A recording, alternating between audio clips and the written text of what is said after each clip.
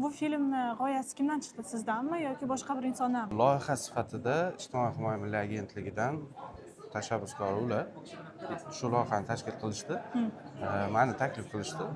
Tushunarli. Filmni g'oyasi, ssenariysi, barcha yechimlarini ijodiy jamoa bilan birga qildik. Suratga olish jarayonida eng qiyin bo'lgan sahna qaysi? Endi hujjatli film bo'lganligi uchun unaqa qiyin suratga olinadigan sahnalar bizda yo'q.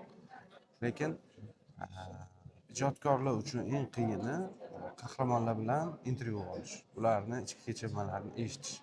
Tushunarli. Bu filmni suratga oldingiz va o'zingizga ham qandaydir nimadir motivatsiya bo'lgan bo'lishi mumkin yoki nimadir ta'sir qilib ketgan bo'lishi mumkin-ku. Aynan shunaqa. Nima ta'sir qildi? Qaysi bir ijodkorning gaplari? Birinchi sonimizda Laziz akani va Muhammad Azizni hayotga mana ikki xil qarashi, biri yoshi kattaroq, biri kichikroq.